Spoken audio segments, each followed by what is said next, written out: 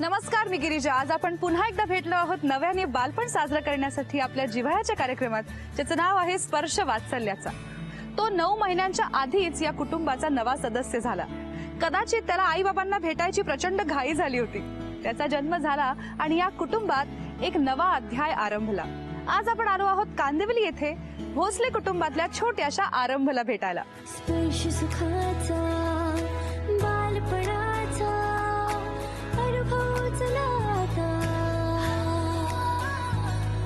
स्पर्श वाचल्याचा, स्पर्श वाचल्याचा, स्पर्श वाचल्याचा.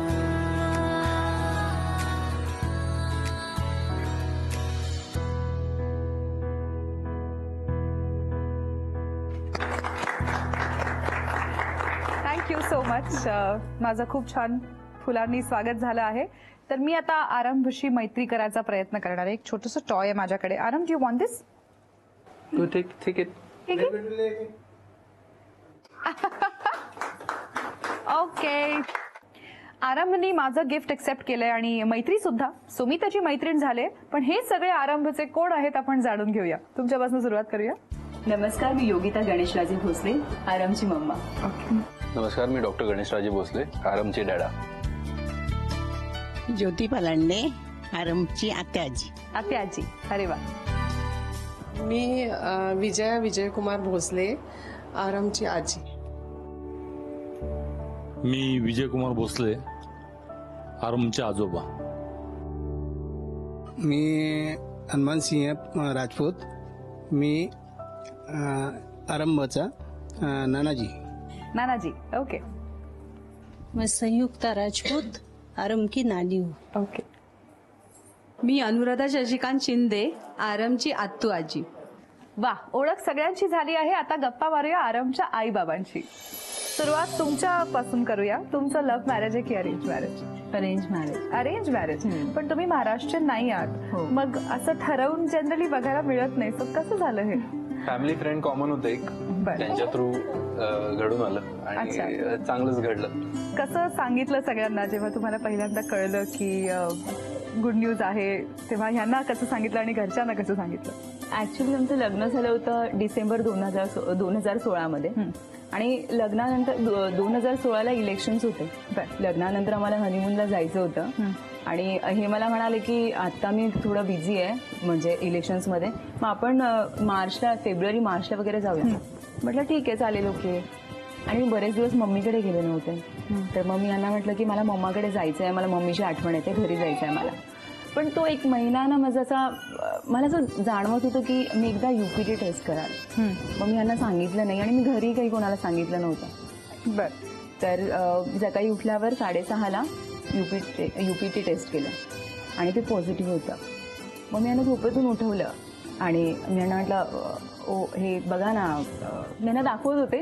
ते मला म्हणतात की काय झालं, तू आजारी आहेस काय, काय दाखवतेस मला? I basically thought it's a thermometer. सकाळी एवढ्या लवकर कोणीतरी उठवलं, मी असं उठतोय आणि तिला म्हणतोय की आणि it's in front of my head. तो usual reaction should have been, जर मला ते नीट दिसलं असतं, इट कुड हॅव बीन, मी हिला उचलून घेतलं असतं. पण मी हिला विचारलं तू आजारी आहेस का? ही अबाउट टर्न करून आतमध्ये गेली. थोड्या वेळाने मला रिअलाइज झालं ते काहीतरी वेगळं होतं डेफिनेटली. परत उठलो 10 मिनिटं झोपून, नॉक केलं, बाहेर या बसा. महिने सांगितलं. मग तिने सांगितल्यापासून मला वाटतं हार्डली एक 5-10 सेकंदात घरात कळलं. मग कसले डोहाळे लागले होते? रात्री अपरात्री उठून काही हट्ट केले का? त्यांनी काही पूर्ण केले का? आईस्क्रीम. आईस्क्रीम. अजून काय खायला आवडायचं किंवा अजून काय गमती जमती होत्या प्रेग्नन्सीच्या वेळेस? मला ना मँगो खायला कधीच नाही आवडलं आधीपासून, पण पूर्ण प्रेग्नन्सी मी खूप मँगोज खाल्ले. वा, म्हणून तो छान मँगो सारखा झालाय.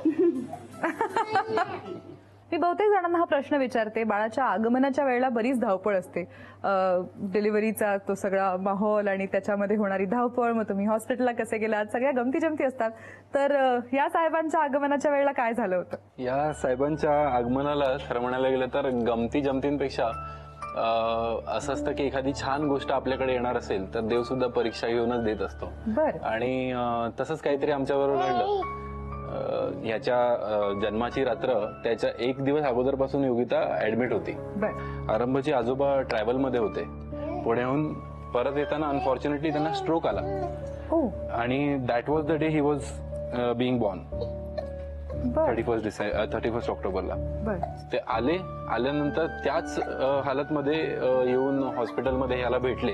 ह्याला म्हणजे बट ऑब्विसली हा पोटात होता आणि ही लेबरमध्ये होती.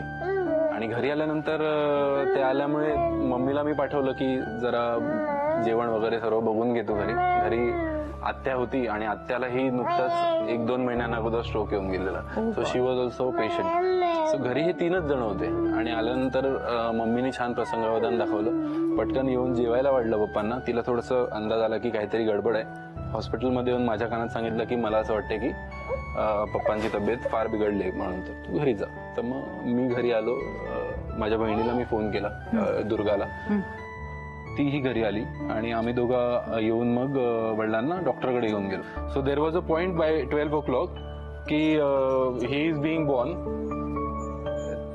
आणि he is in the ICU.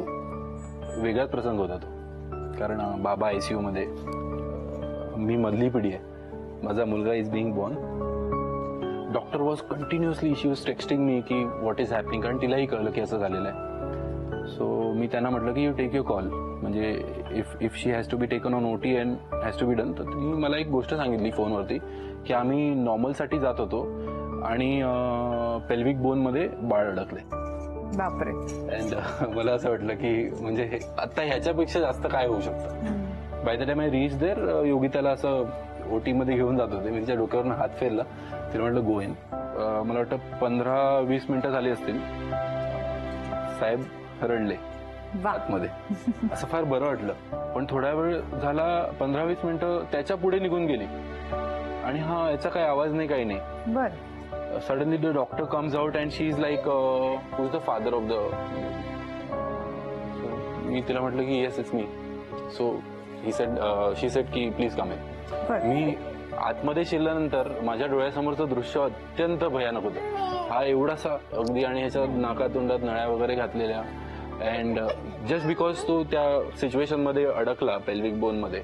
एक पटवर्धन, डॉक्टर पटवर्धन होते, त्यांची एक टेक्निक होती, म्हणजे त्याच्यामध्ये जेव्हा बेबी अशा पोझिशन मध्ये अडकतो तर हळूहळू त्याचा हात पाय संपूर्ण बॉडी काढतात आणि मग बाळाला ट्विस्ट करून बाहेर काढतात. सो दॅट टेक्निकनी ह्याला बाहेर काढलेलं आहे आणि त्याच्यामध्ये थोडासा त्या ह्याच्यामध्ये ट्रॉमाटाईज झालेला.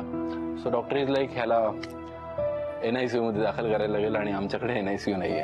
अरे बापरे. She is on OT, my father is on ICU.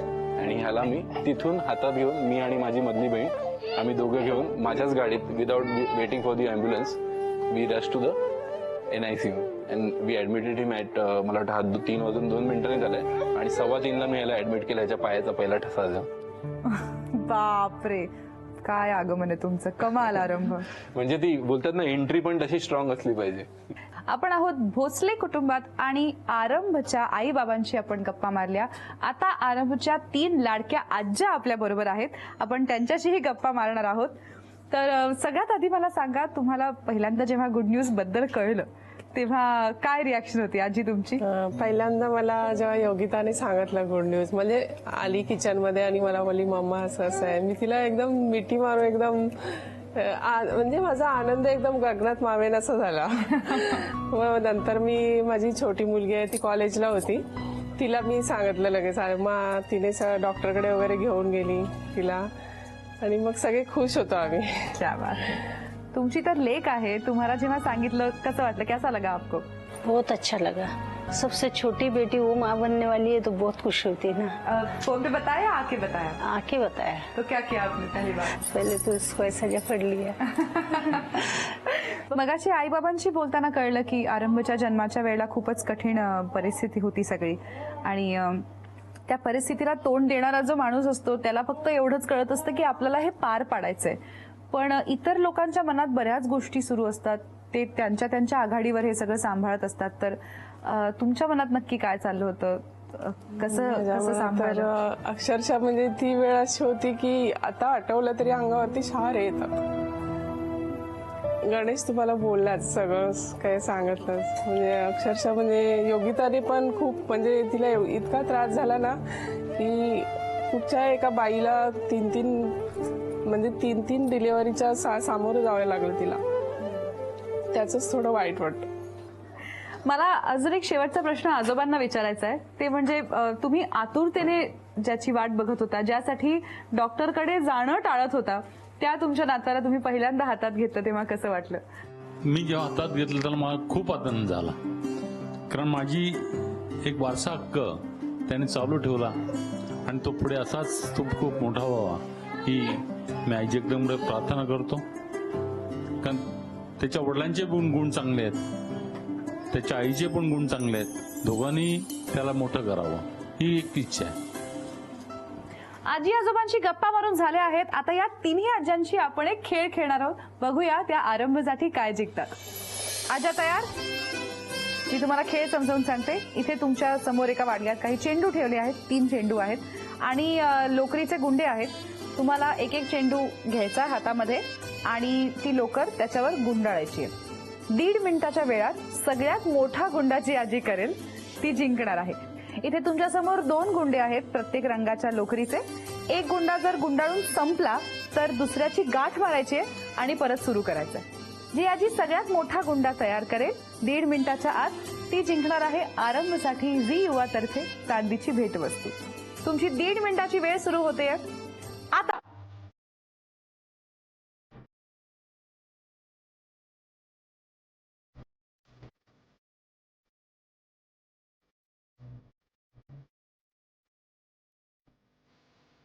अर्धा मिनिट झाला.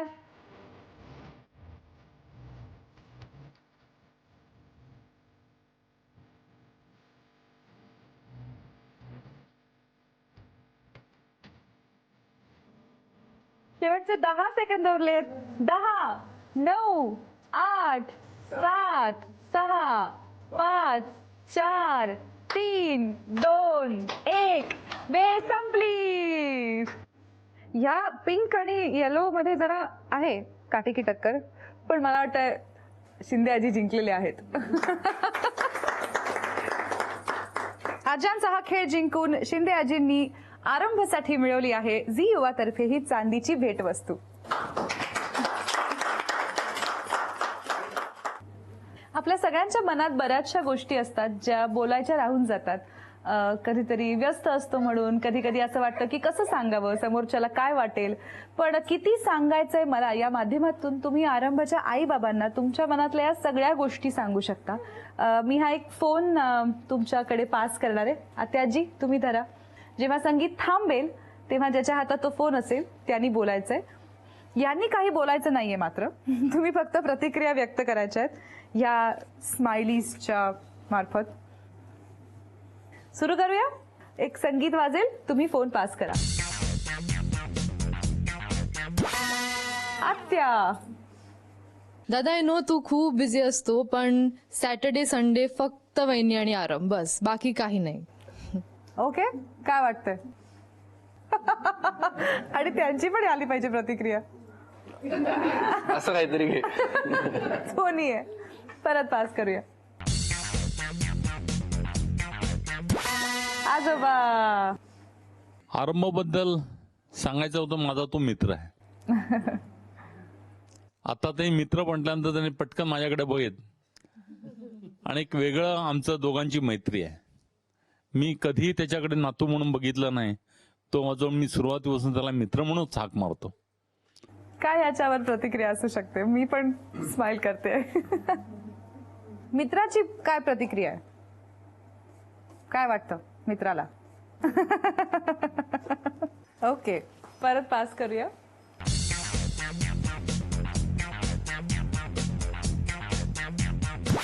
आत्याजी. आरंभ माझा खूप लाडका नातू आहे आणि माझी जन्माला आई आलेली आहे, त्यामुळे मला खूप प्रिय आहे तो. सो दिस इज फ्रॉम आरंभ ओनली अगेन. सगळ्यांच्या मनातलं म्हणणं आपण ऐकून घेतलंय. बरंच कौतुकच झालंय तुमचं. तुमच्याबद्दल कान उघडणी फारशी काही कोणी केली नाहीये. सॅटर्डे संडे बद्दल फक्त ताई म्हणाल्या. फॅमिली टाइम आजकाल होत चाललाय हळूहळू. ते करालच. पण मला असं वाटतं आरंभच्या साक्षीनं तुम्ही एकमेकांना काहीतरी प्रॉमिस केलं पाहिजे. तुमच्या बाजूनी तुम्ही काय बदल घडवणार आहात किंवा यापुढे तुम्ही कसं बघता तुमच्या एकत्रित आयुष्याकडे, याबद्दल हात धरून एकमेकांना काय प्रॉमिस कराल? बरं, माझ्याकडनं योगिताला असं प्रॉमिस असेल की लग्नाची घाई गडबड, लग्नाच्या घाई गडबडीनंतर इलेक्शनची घाई गडबड आणि इलेक्शनच्या घाई गडबडीनंतर आरंभ. त्यामुळे हनीमून राहून गेलंय. ओके. सो माझं असं प्रॉमिस असेल की याच वर्षी सोबत करूया. मला असं वाटतं की यांनी ना सॅटर्डे संडे लवकर घरी यावं आणि जर त्यांनी मला एक निश्चित वेळ सांगावी की मी 1 तासाभरात येणार आहे. मी तास कॉल नाही करणार, मी बरेच कॉल करते त्यांना आणि ते माझे सगळे कॉल रिसीव्ह करतात. चर्चा झालीये, प्रॉमिस झालीये, प्रतिक्रिया झाल्या आहेत. आता आरंभचे आई बाबा त्याच्यासाठी एक छानसा खेळ खेळणार आहेत आणि त्यातून ते आरंभसाठी काही जिंकतात की नाही आपण बघूया. हा खेळ आपण आरंभसाठी खेळणार आहोत आणि तो जिंकायचा आहे. ओके, मी समजवते खेळ काय. इथे तुमच्या समोर काही छान रंगीत पेट्या आहेत. त्या प्रत्येक पेटीला एक कुलूप लावलेलं आहे.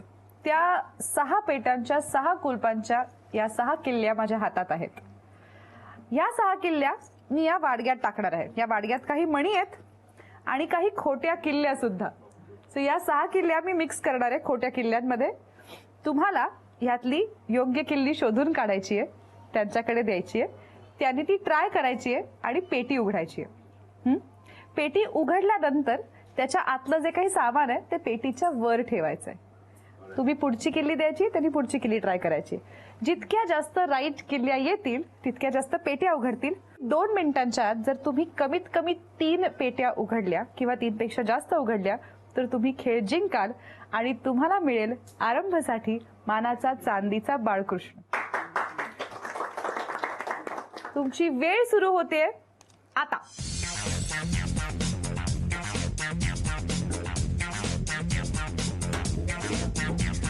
वाव.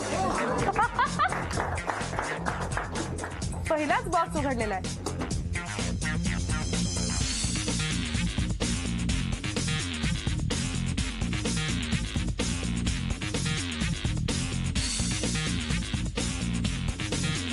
काही डुप्लिकेट आहेत, काही खरे आहेत. वाव.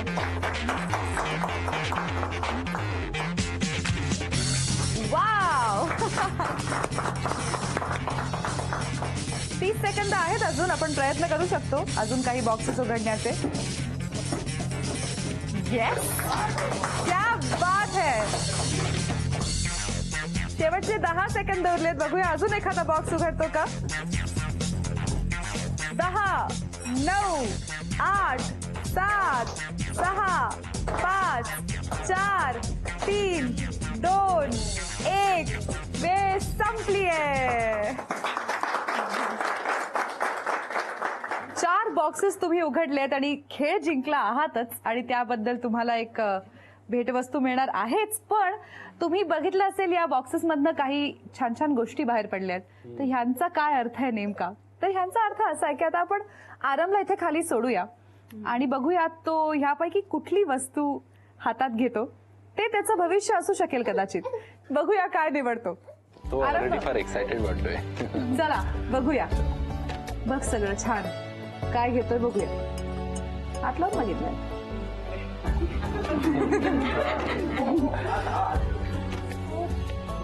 ए इथे बघ काय. ओके, नाही. ओके.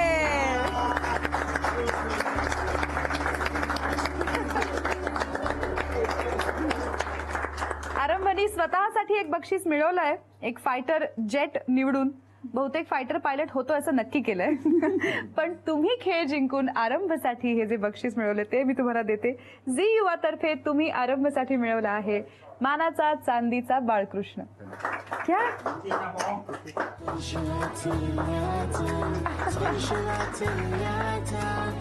वा वा वा वा वा. पहिल्या बाळाच्या जन्मानंतर आरंभ होतो आई बाबांच्या नव्या प्रवासाचा. असे अनेक पहिले प्रवास आम्ही तुमच्या समोर घेऊन येणार आहोत पुढच्या काही भागांमध्ये. पाहायला विसरू नका आपला जिव्हाळ्याचा कार्यक्रम स्पर्श वात्सल्याचा.